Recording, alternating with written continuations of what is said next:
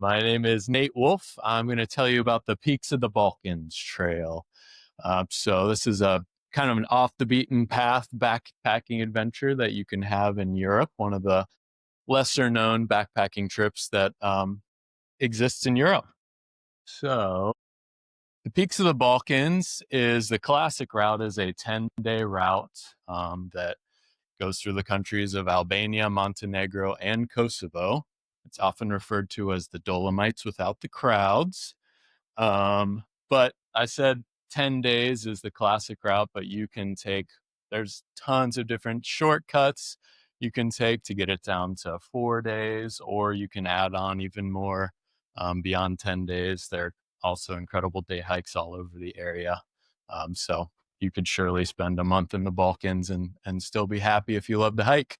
But the average day on the Peaks of the Balkans is around 12 miles with around 4,000 feet of both gain and loss. So one thing that you need to know is, some people enjoy the up more, some people enjoy the down more.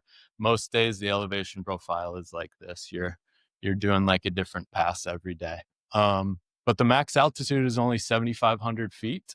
So there's not too much acclimating that needs to be done beforehand, which is nice if you're, on a schedule flying all the way out to Europe. And it is hut to hut accommodation, which also means you can pack super light. So don't need a tent, don't need a sleeping bag, sleeping pad. We brought some cooking stuff just to be safe because we like to eat a lot on these kind of trips. But the huts provide 3 meals a day as well. And the season for Peaks of the Balkans is mid-June to mid-September. So summer break for the teachers out there. All right. So it is very much still an off the beaten path adventure. Here's my super scientific trail busyness meter, based on quotes from the internet. The Dolomites AV1, they say popular Instagram sections will see 8,000 plus hikers in a day. The Camino de Santiago in Spain in 2024 saw nearly 500,000 pilgrims registered at the final stop, which means that's just people that finished it. The TMB, Tour de Mont Blanc, over 200,000 people hike, run, and bike portions of the TMB annually. Peaks of the Balkans attract around 43,000 people a year. So still fairly unknown. Here's some just nice, beautiful pictures of different views along the trails and some other highlights of the Peaks of the Balkans besides incredible views, of course, include, their main hiking season, June through September, is also wild berry season, and there are just wild strawberry and blueberry bushes everywhere. I mean, just we're popping them like candy all day. And also wildflowers everywhere. I mean, this is like a hillside where it was nearly as purple as it was green. Incredible. And lots of cool bugs too. I don't know. I've never been a bug person, but on this trail, I was like constantly taking pictures of bugs. They're just super cool moths and I don't know. And sheep.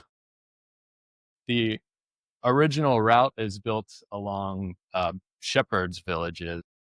You're staying in a different shepherd's village every night, and you will still see modern day shepherds. It's kind of funny to see like what you think of as a shepherd versus today it's like a 20-year-old with a Bluetooth speaker, blasting music and yelling at sheep. So accommodation wise, I mean, the hiking is incredible, but I would say that the accommodation on this trail was also a major highlight. As I said, you're staying in these shepherds villages, some of which, like this picture here, is of a village that there are not and have never been roads going into it. You either hike in or you ride a horse in, and that's like for many miles. And every hut, every kind of shepherd's family home that you're staying in, it's really basic but comfortable. And they provide 3 meals a day. The average night only costs $30 to $50 per night. And the meals, breakfast and dinner, are these big, delicious buffet meals where you're sitting down with everybody else that hiked the trail that day around a big table, often including the family that runs the place too, just eating really great food from Albania, Montenegro, and Kosovo while you're chatting it up with people, telling your war stories of the day on the trail. And then every place also includes a sack lunch. So, it's early morning to get back on the trail every day, but they do send you off with a little sack lunch of a sandwich and apple and whatever. So it's pretty cool.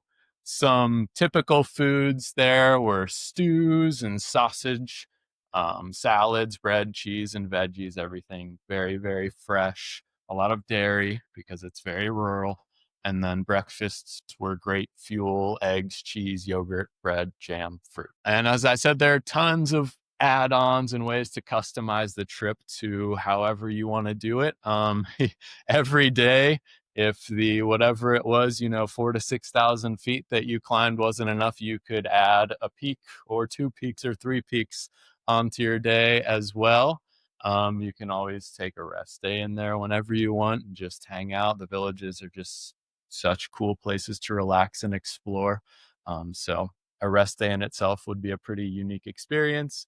You can take a really nice ferry ride. That middle picture there, we chose to do that. Instead of a mountain pass day, we took a ferry down. It's called Komani Lake.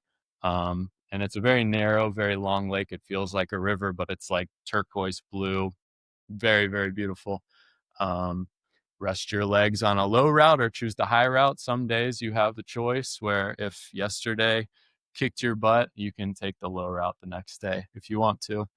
And there's lots of extra day hikes around. Like, I think probably the very most beautiful day actually was not on the official POB trail, but this picture you see of that good looking guy down there, behind him is the Accursed Mountains, which is maybe one of the most amazing views I've ever seen, definitely.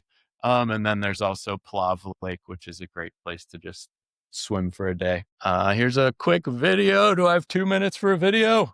All right, maybe. Just some highlight. A shot was the Accursed Mountains day hike there, and I think we probably saw maybe 10 people that entire day. Had that incredible view pretty much to ourselves.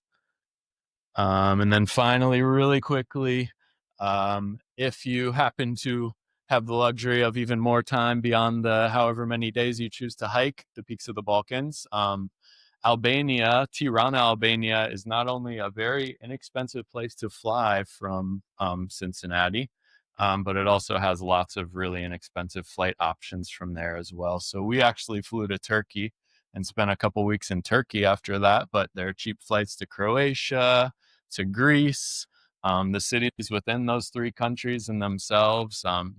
Probably you don't often think of those places as like classic European destinations, but the cities in those three countries felt like any other beautiful European city.